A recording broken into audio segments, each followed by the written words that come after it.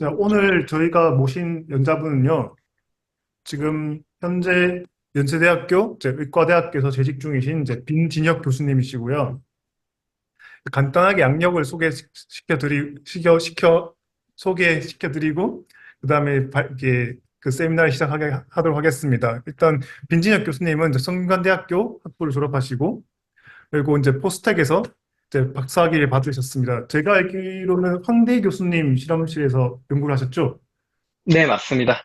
네, 그리고 황대 교수님이 학교를 옮기기 전에 같이 디지트에 잠깐 계시다가 이제 바로 네, 네덜란드에 있는 이제 네덜란드 캔서 인스티튜트로 가셔서 이제 포스닥으로 이제 연구를 하셨고요. 그래서 워낙 좋은 논문 많이 내시고 작년 2023년부터 이제 연세대학교 의과대학교로 오셔가지고 이제 연구실을 운영하는 것으로 이제 알고 있습니다. 오늘 교수님께서 발표해 주실 세미나의 제목은 이제 Identification of Genetic Factors Determining Response to Targeted Therapies in Cancer라고 암 표적 치료에 대한 반응을 이제 예측하거나 뭐 결정하는 유전적 팩터를 발굴하는 연구를 하신 것으로 확인되는데요. 오늘 좋은 강연 부탁드리겠습니다, 교수님. 네, 이거 오늘 영어 발표인 거죠? 네, 맞습니다. 네, 알겠습니다. Okay, hi everyone, and thanks for your kind introduction, Professor Kim. I'm very grateful for the chance to talk about my research to these talented graduate students and faculties being here. So basically, I am a bioinformatician, and my research interest is to understand transformation of cancer genome upon anti-cancer drug treatment. And as many of you already know, cancer is a genetic disease initiated by mutations of a few driver genes, and it keeps evolving by forming subclones with the acquisition of additional mutations. So during this course, cancer cells become addicted to the driver genes or signaling pathways that can be activated by the driver genes. And those cells are specifically vulnerable to the inhibition of that gene. So the drugs targeting those drivers can significantly remove the cancer cells, showing the good initial treatment efficacy. However, none of the drugs can avoid resistance upon the prolonged treatment eventually. So the cancers become resistant to the drug and cancer relapse. But this is one of the major challenge in clinic for the success of the treatment. So as a bioinformatician, this is a quite interesting topic, and I have dived into this by joining the lab in Amsterdam, a group of youngsters at the Netherlands Cancer Institute, and I have continued to collaborate since I left the lab in 2022. So I was initially told that this seminar is to introduce the researches of Korean scientists in Europe and Asia. So although I'm back to Korea now and I opened my own lab last year in Yonsei University, I'd like to briefly introduce the institute where I did my postdoc until 2022. So I know that many students look for their PhD or postdoc position in United States. But there are also many good research institutes in Europe. So Netherlands Cancer Institute is one of the top cancer research institute in the world, although the scale is relatively small. Netherlands Cancer Institute is called NKI because the cancer is canker in Dutch, but they are a research institute and cancer hospital in the same place. So when you go to work, then so this is gate. When you go to work, then you have to pass through patients and their families. That makes you realize how important your work is every day. And sharing the same roof also means that there are strong collaboration between the clinics and the researches. So relatively easy to use patient-derived materials for your research. And there are more than 60 research groups that are all dedicating to cancer research. Each has their own expertise, making good synergy within the institute. It has very international working environment. Researchers coming from all over the world according to their statistics. The researchers has 45 different nationalities.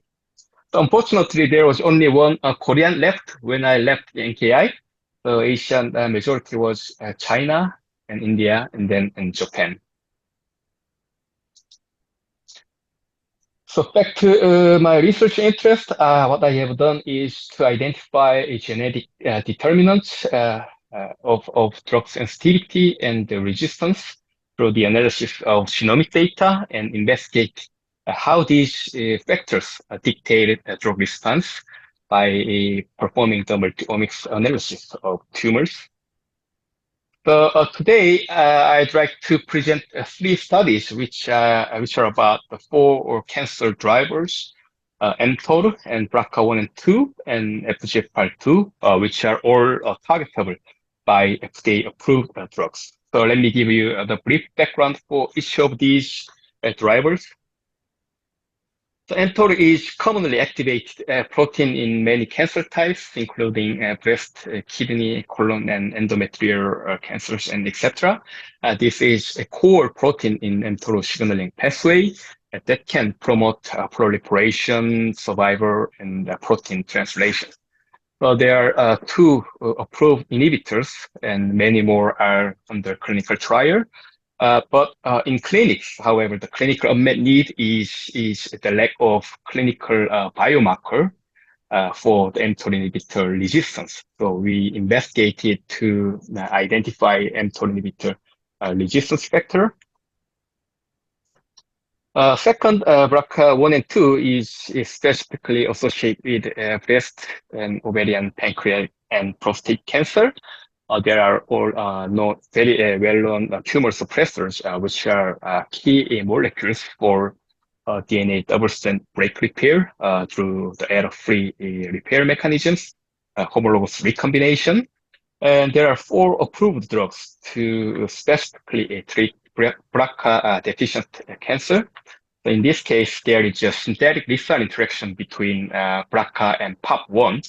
So inactivation of both BRCA and POP1 can kill the cells. So POP inhibitor induced apoptosis in the cells with functional loss of BRCA1 or 2. There are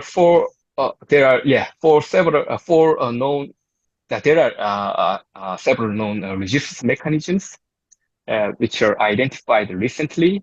However, there's a lack of understanding that which resistance mechanisms are more prevalent over the other mechanisms and how they can be different between BRCA1 and BRCA2 deficient tumors. So we investigate this aspect. Finally, I will talk about FGFR2, which is frequently mutated in bile duct and endometrium, lung, and breast cancer. So this is the receptor tyrosine kinase activating FGFR signaling pathway. There are also the approved drugs which target pan-FGFR family. So these are not specifically targeting FGFR2. So when used clinically, FGFR2 FGFR inhibitors shows relatively high variability from patient to patient. Therefore, it is urgently needed to identify the better biomarkers to predict FGFR inhibitor sensitivity. So these research proposals cannot be easily achieved from patient samples. So we instead started from mouse models that spontaneously developed breast cancer through the activation of those genes. And then we analyzed the multi-omics data generated from those tumors. Then I validate the identified factors using the patient cohorts, confirm that our discovery is clinically relevant or not. So for the first study, we utilized a K14 CDH1 flops P53 flops mouse model. We call this a cat mouse. This mouse lacks CDH1 and P53 in the mammary gland specifically. So this model spontaneously develops breast cancer. and mimic human invasive lobular carcinoma with strong activation of PI3K and mTOR signaling pathway. So this cat and mouse therefore show very good initial response to mTOR inhibitor. However, all mice developed resistance to mTOR inhibitor upon the prolonged treatment of the drug. So to understanding the resistance mechanisms, we transplanted cat tumors into multiple recipient mice and then grouped them into 3 groups for different mTOR inhibitor treatment. So the first group was a control group. So vehicle was treated for 5 days and we obtained the tumors. The second group was mTOR inhibitor treated sensitive tumors where the mTOR inhibitor was treated on a daily basis for 5 days. So we obtained this mTOR inhibitor treated sensitive tumor. And the last group, we induced resistance through the long-term treatment of mTOR inhibitor. And then we obtained the resistant tumors. So for these 3 groups of mice, we generated multi-omics data, including low coverage whole genome-seq and RNA-seq and mass spectrometry and the mass spectrometry based proteomics and the reverse phase protein array data.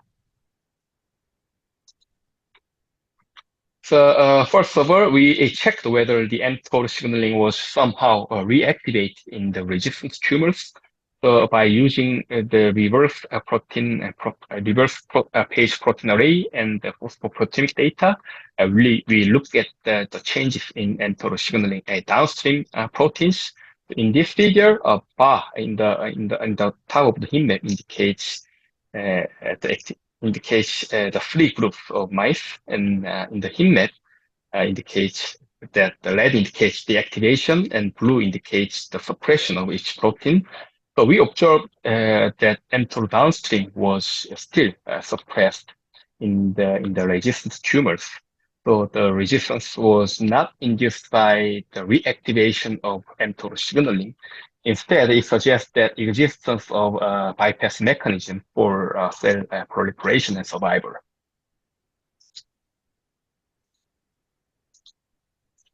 We then performed a single sample gene cell enrichment analysis based on RNA-seq data. So where we inferred the activity scores for 50 well-known hallmark gene sets, which is relevant to cancer. But interestingly, we observed a specific and strong upregulation of MYC targets only in resistant tumors compared to control and sensitive tumors. And we also profiled copy number variation for the 3 groups of tumors, so where we identified the focal amplification in chromosome 15 only in the resistant tumors. So if we zoomed in that region, then we could see that the MYC was located on that amplified region, and RNA and protein level of MYC was also specifically upregulated in the resistant tumors. So we then tried to confirm our observation using the human cell lines. So we utilized published pharmacogenomic datasets where both molecular profiling and drug response information are available for the human cancer cell line. So here, high AUC50 value, AUC and IC50 value means that the cells are less sensitive to each mTOR inhibitor.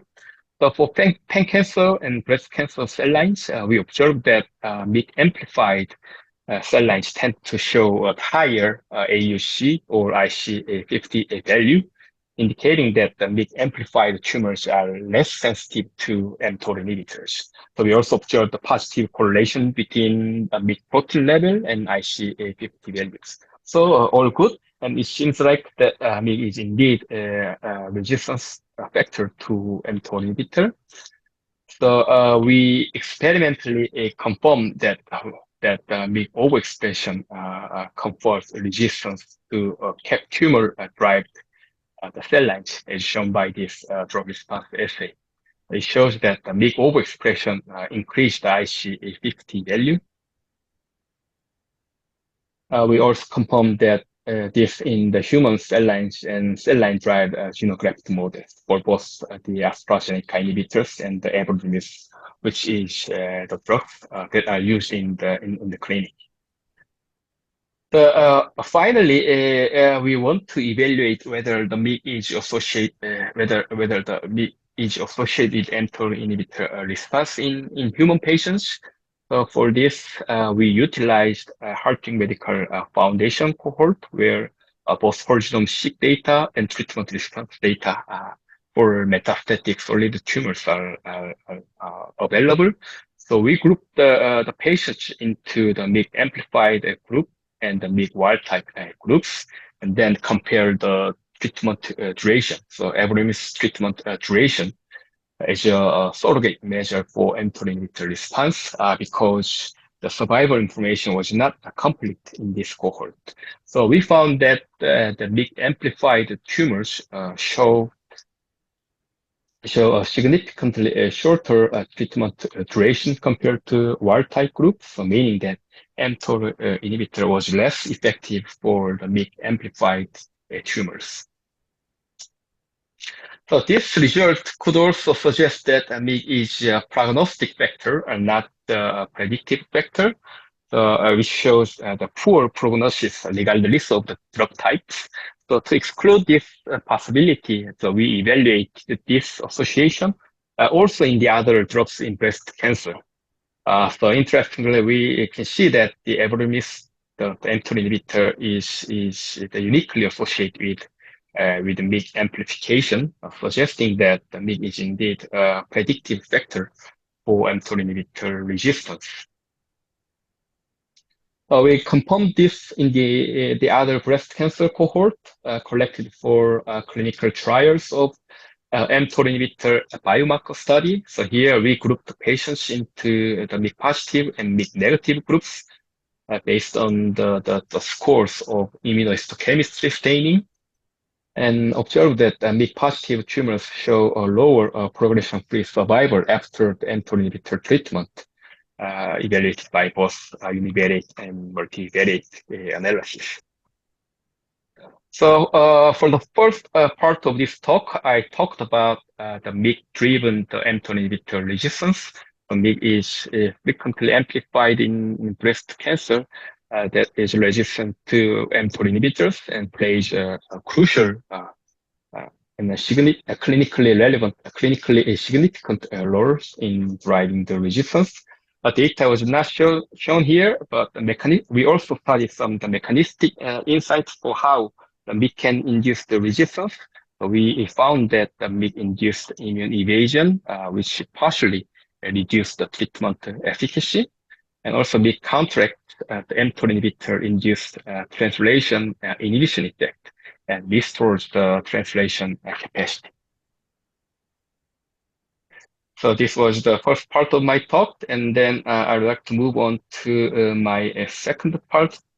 So I will talk about PARP inhibitor resistance in BRCA deficient tumors, how the mechanisms are different between BRCA1 and BRCA2 deficient tumors. So in this study, we used three mouse models. One is BRCA1 p53 deficient mouse, and the other one is BRCA1 p53 and MDR1 deficient mouse.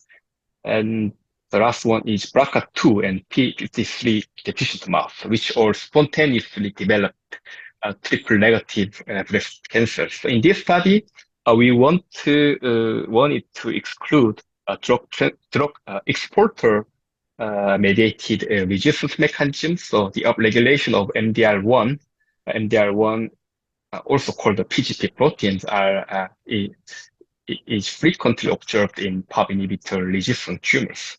So to exclude the possibility, so for KB1P and KB2P tumors, we treated AZ, the AstraZeneca 2461 inhibitor, which is not the substrate for MDR1 drug exporter. So we can exclude that the PGP mediated resistance mechanism. And for KB1PM, so we treated olaparib, so which is the approved PARP inhibitor. So so so in this case, the olaparib is a substrate for MDR1, but this mouse is lack of MDR1, so we can exclude it also the possibility. So to compare, the genomic and transcriptional profiles between naive and the resistant tumors in each group of mice, we performed the whole exome seq for SNP and indel analysis, and low coverage, the whole genome seq for copy number analysis, and we also performed the RNA seq for gene expression analysis for these tumors. So there are several well-known resistance mechanisms for PARP inhibitors. So one is the restoration of homologous recombination, so HR. So we also performed the HR assay by measuring the irradiation-induced lead-51 foci. So lead-51 foci positive means that the HR was restored. So HR restoration is the mechanism of PARP inhibitor resistance in the tumor. And lead-51 foci negative means that HR was not restored. So the resistance is not due to HR recovery, but something else.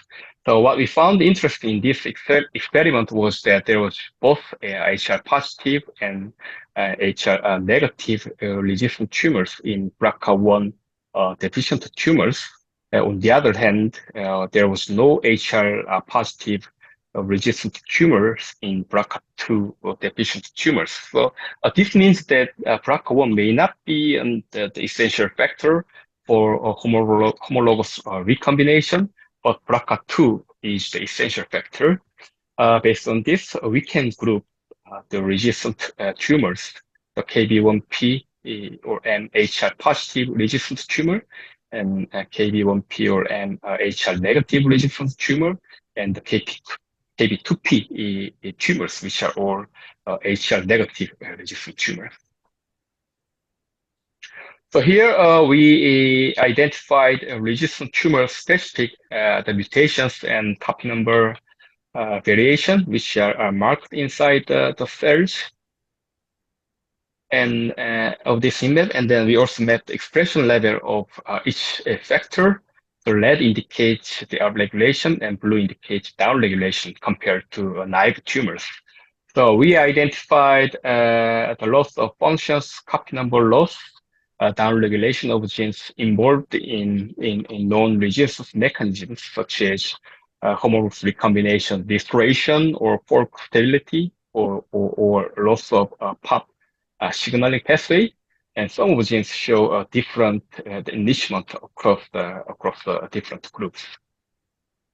So to cut long story short, p53-BP1 loss is frequently observed in KB1P and HR positive resistance tumors.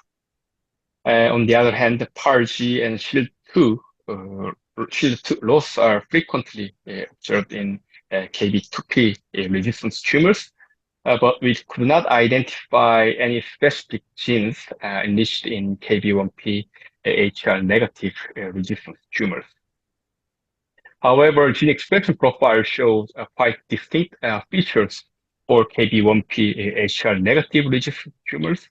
We observed that a high immune signature associated with the T and the B cell antigen presentation and interferon and interleukin signaling pathways, suggesting that the high immune infiltration in HR negative resistant tumors.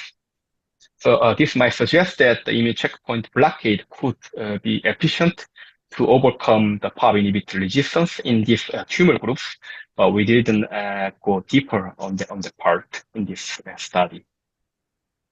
So there are many other analyses. So if you are interested in this paper, then you can find more information on this manuscript. To summarize, BRCA1 deficient tumors can develop the PARP inhibitor resistance in both HR dependent and HR independent manner. On the other hand, BRCA2 deficient tumors, resistant tumors are always independent of HR. Genomic and transcriptomic analysis suggests that each resistant tumor group has unique molecular features. For example, HR positive BRCA1 deficient tumors show a frequent loss of p53BP1, which leads to the HR recovery.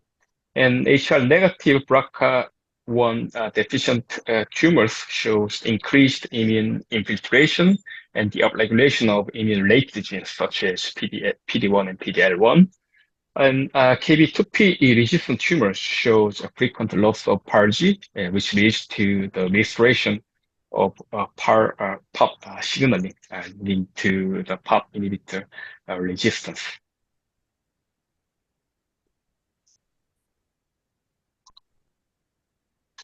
So now I'd like to move on to the third part. So here I would like to show how we identified a novel genomic marker for FGFR inhibitors. Here we started from the unbiased approach to identify a novel oncogenic drivers in breast cancer by performing both in silico screening and in vivo screening analysis. And we combine the result from both approaches. First, we employed a data set comprising more than 2,500 whole genome profiles for metastatic solid tumors, which was obtained from the Harting Medical Foundation.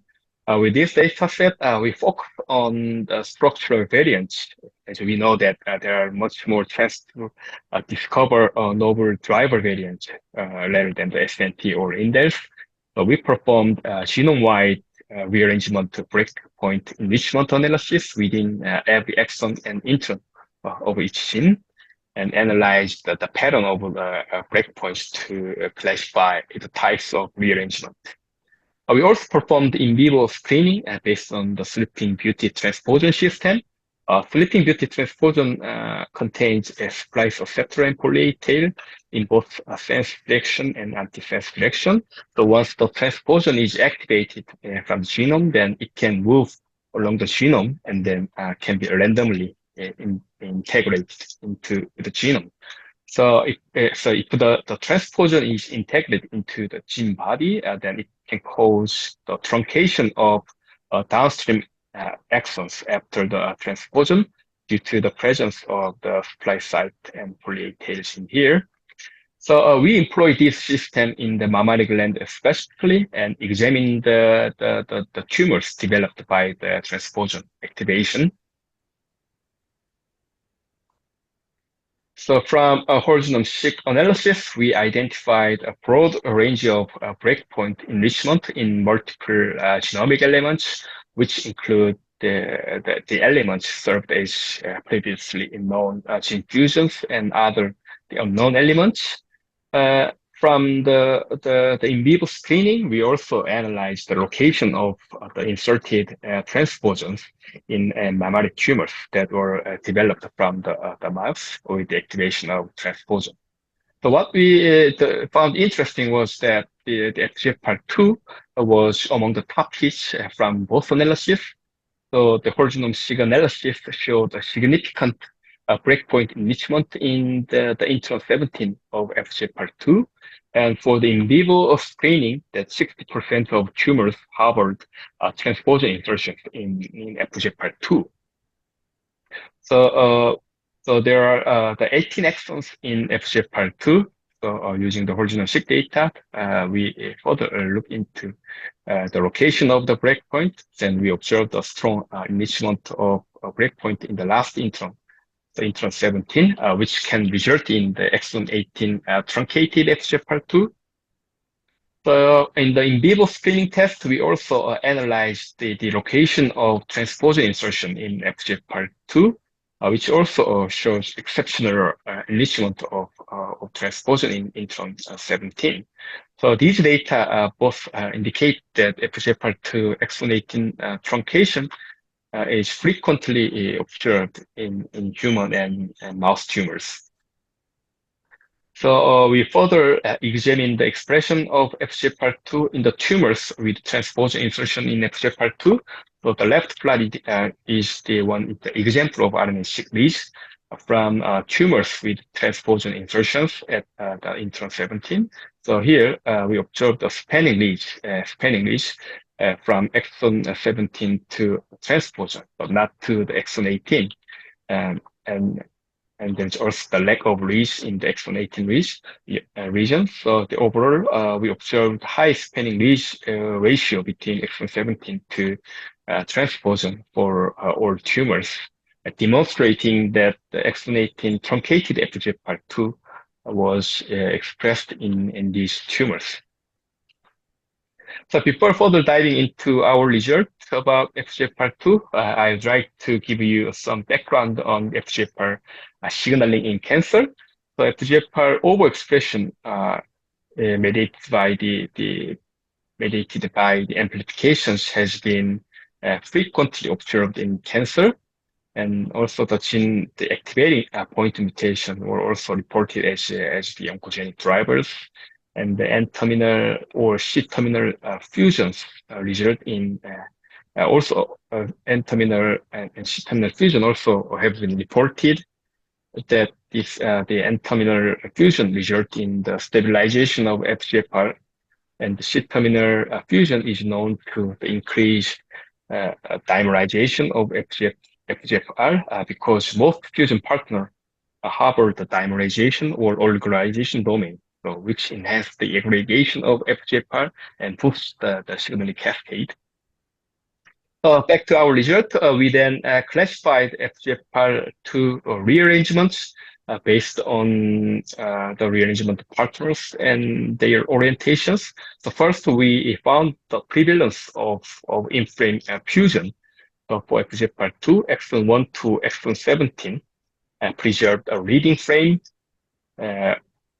So reading frame. So we found that in many cases, the exons following the breakpoint in 3' fusion partner also retain the reading frame, so which consequently result in the in-frame fusion.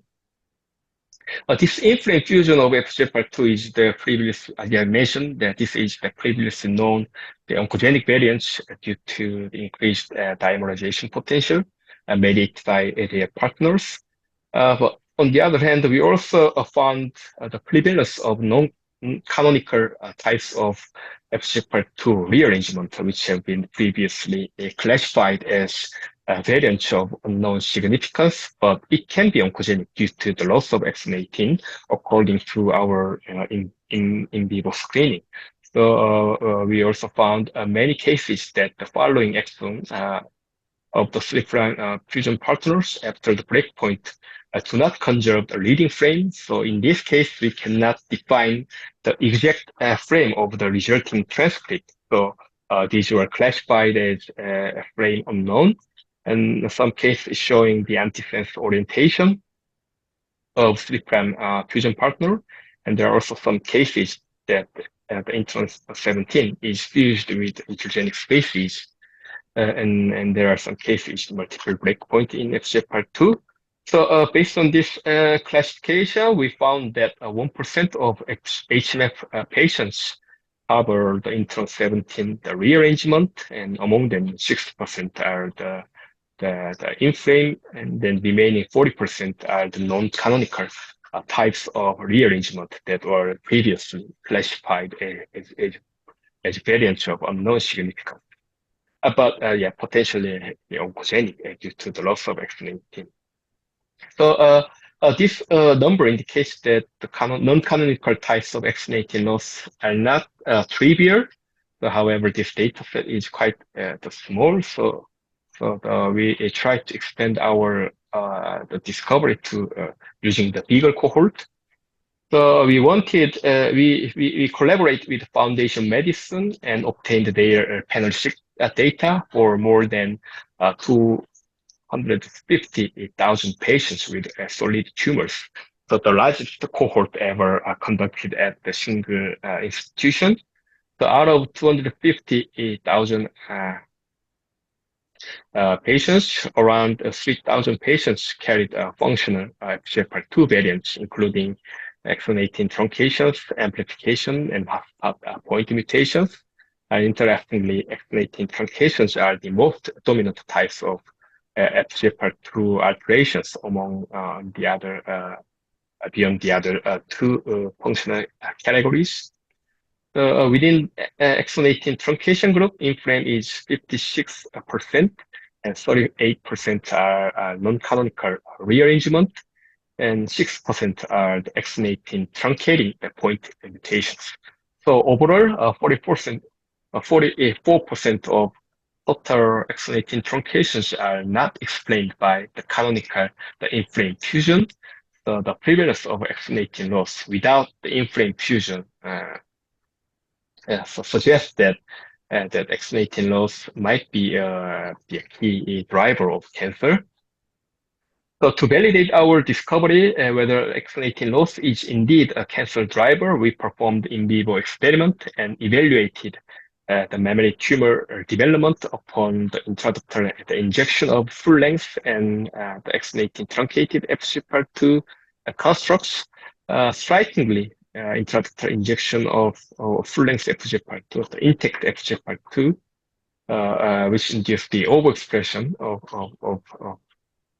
FGFR2, did not show showed a very weak tumorigenic potential.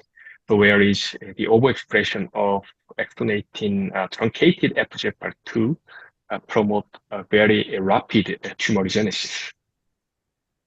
So we also evaluate the contribution of fusion partner of FGFR2 on tumorigenesis, because people think that the inflame fusion partner is the key factor for tumorigenesis. So we performed the intraductal injection of full-length and exon 18 truncated FGFR2 that were fused with most common inflame fusion partners such as BIC1, AT1, and TEC2. So interestingly, we observed that that the fusions to full-length FGFR2 only showed a mild tumorigenic potency here.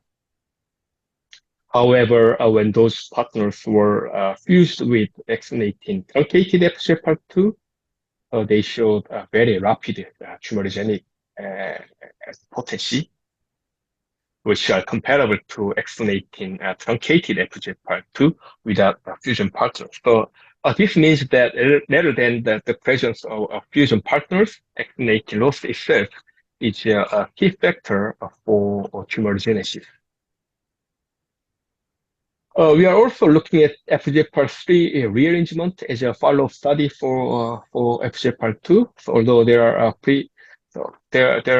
the preference for their fusion partner, FGFR2 has a variety of fusion partners. However, FGFR3 rearrangement were exceptionally formed with TAC3. Interesting was that for FGFR3, the exon 18 loss does not have the tumorigenic potency as shown by here, but it needs both exon 18 both exon 18 loss and the TAC3 fusion partner be fully oncogenic. So although the structure is quite similar, but the oncogenic mechanism is totally different between FGFR2 and FGFR3. So we then questioned why full-length FGFR2 amplifications are prevalent, even though it shows very weak tumorigenic potency. So we assumed that there might be a co-players between FGFR2 and other genes to be fully oncogenic. So to answer this question, we examined the co-occurrence of other cancer driver variants in the Foundation Medicine breast cancer cohort. So we grouped the breast cancer cohort into exon 18 truncation and amplification and the hotspot point mutations. And then we evaluate the co-occurrence of other driver genes. So interestingly, here we observed that the FGFR2 amplifications are significantly co-occurred with other driver mutations, as shown by this blue bar here, including the MYC amplification, PTEN loss, FGF ligand amplification, and others. So this suggests that there might it might require the other driver for FGFR2 amplification to be fully oncogenic. So we will try to validate this idea, and we performed in vivo experiment to evaluate the tumorigenic potential of these factors. The one of the most striking results was MYC. So when we tested the synergy between when MYC and the full-length FGFR2 were overexpressed separately in the mammary gland, then there's no or very weak tumorigenic effect. However, when MYC and the intact FGFR2 are induced simultaneously, then mammary tumors were very rapidly developed, which is also comparable to the effect of exon loss. So therefore, this synergistic tumorigenic effect indicates that the overexpression of intact FGFR2 requires other factors to be fully oncogenic. So far, I've shown that exon 18 loss is a pathogenic driver of FGFR2. What we were most interested in was how to treat the patients with exon 18 loss. So we tried to evaluate the association between exon 18 loss and the response to FGFR targeted therapies.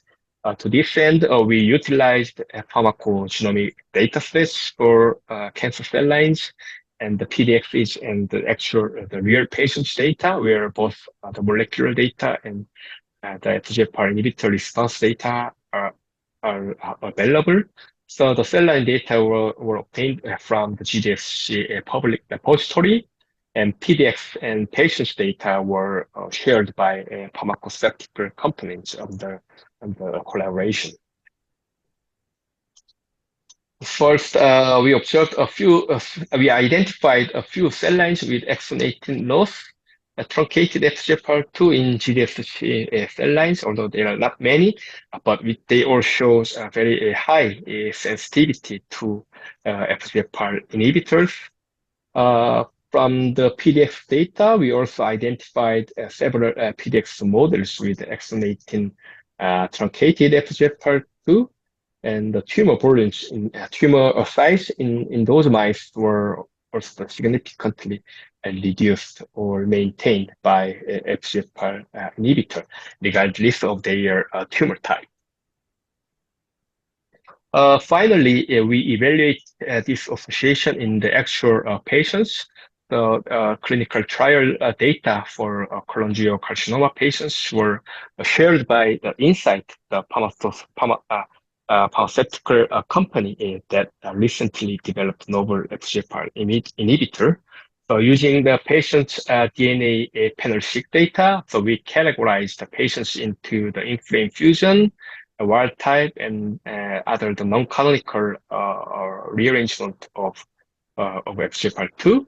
And interestingly, we could observe that regardless of types of FGFR2 rearrangement, whether it is canonical inflame or non-canonical rearrangement, the patients with exon 18 truncating rearrangements show equally good efficacy to FGFR inhibitor, as shown by this best tumor response waterfall plot and this progression-free survival. So therefore, patients carrying any types of FGFR2 exon 18 loss can show a strong response to FGFR inhibitors. So currently, cholangiocarcinoma patients carrying FGFR2 inflamed fusions are considered for FGFR targeted therapies. But my take-home message to you is that the patients who carry any types of exon 18 loss, regardless of their tumor types, should be also considered for the FGFR targeted therapies. So on that note, I'd like to stop, and I'd like to thank all the collaborators in the NKI and the external collaborators for sharing their valuable data set. And now I opened my own lab in Yonsei University, College of Medicine, and continue to work on the drug response studies using the single cell and the long read seq from the patients with treated with immunotherapies. But still, we need some time to get more mature data. So I hope that there will be another opportunity to present my work next time. And we are seeking for the motivated PhD students. So if you are interested in if you in our lab, then please contact me. And so beyond the treatment response studies, we are also focusing on the identification of clinically actionable variants derived from the non-canonical structural variants as a follow-up study for FGFR2. So we collected lots of whole genome-seq data for primary and metastatic tumors from PCOG and Heart Medical Foundation. So we are also generating the long read seq data for triple negative breast cancer. So with collected whole genome-seq data, we are developing tools that can detect the signals of positive selections by identifying the hotspot structural variants. And we will apply this tool to identify the novel structural variants in primary and metastatic tumors. And what is the difference between primary and metastatic tumors? For long read-seq data, we will mine novel complex rearrangements that generate drivers in triple negative breast cancer. And then using the RNA-seq data, we will try to understand the mechanism, how these variants can induce the tumors. And we also, through the collaboration with the NKI and other the domestic collaborators, we try to validate our discovery in vitro and in vivo. So if you are interested, then please contact me. And I'd like to stop here, and thanks for your kind attention, and I'd be happy to take any question.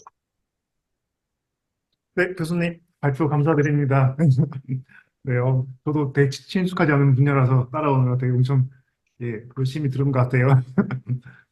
네, 네. 네.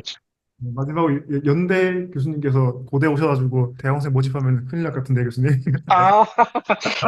예, 그런 백그라운드 제가 제대로 이해를 못했네요. 거기에 그렇게 되어 있더라고요. 이게 뭐 자기 연구실에서 뭐 하는 소개 뭐 하는 거 있으면 하셔라 해가지고 했는데, 예, 그러게요. 그 부분을 간과했네요. 예, 몰래 연락 주세요. 예.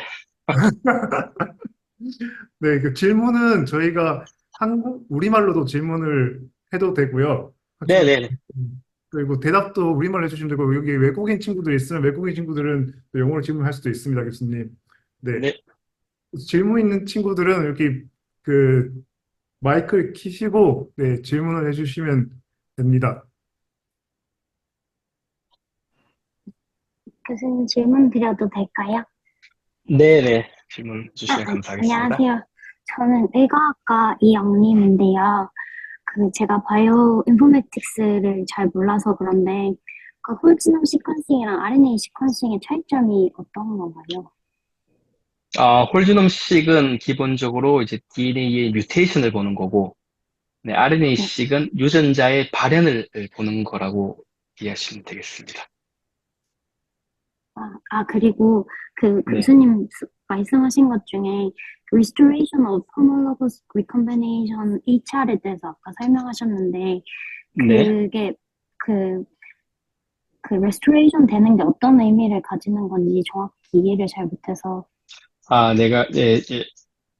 제가 아마 설명이 좀 부족했을 수도 있는데, 이게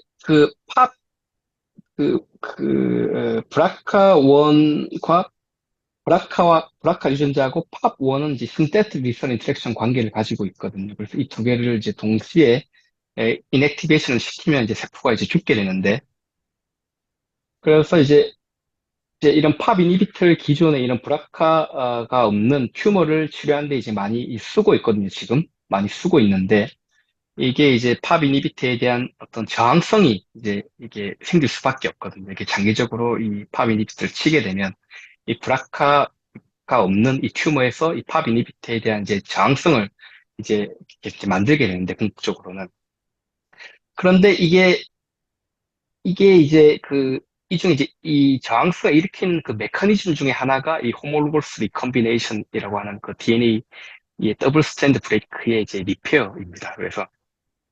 그래서 기본적으로 브라카가 없는 튜머에서는 이 HR이 이제 기능이 없어서 팝이라는 걸 동시에 억제를 하면 이제 세포가 죽게 되는데 만약 이 중에 하나라도 기능이 이제 회복이 되면 세포가 이제 살 수가 있는 거거든요. 그래서 이제 HR이 이제 리스토어 된다라는 얘기는 이제 이 두 개 중에서 이게 두 개가 다 없어야 되는데 하나가 기능이 살아나기 때문에 이제 세포가 이제 살 수 있는 거죠. 그러니까 팝 이니비터에 대해서 이제 리지스턴트해지는 거죠. 그래서 HR이 리커버리 된다라고 하는 거는 이 팝 이니비터에 대한 그 저항성이 이제 생긴다라는 걸 이제 의미합니다. 감사합니다. 네. 네, 김민영 학생 질문하셔도 돼요. 여보세요? 아, 들리시나요? 네, 네, 잘 들립니다. 저는 좀 단순한 질문이 하나 있는데요. 엠토르랑 믹을 동시에 이니비션 하면 어떻게 되나요? 아니, 저희가 그걸 실험을 했습니다. 저희가 이제 데이터를 안 보여드렸는데, 그러니까 이 레지스턴트한 튜머에서 저희가 믹 이니비터랑 그리고 엠토 이니비터를 이제 동시에 서프레션을 하면 더 이제 그 레지스턴트 튜머가 더 센시티브하게 바뀌는 걸 저희가 이제 관찰을 해서 같이 이제 논문에 썼습니다만, 이제 시간 관계상 저희가 이제 보여드리진 않았습니다. 네, 감사드립니다.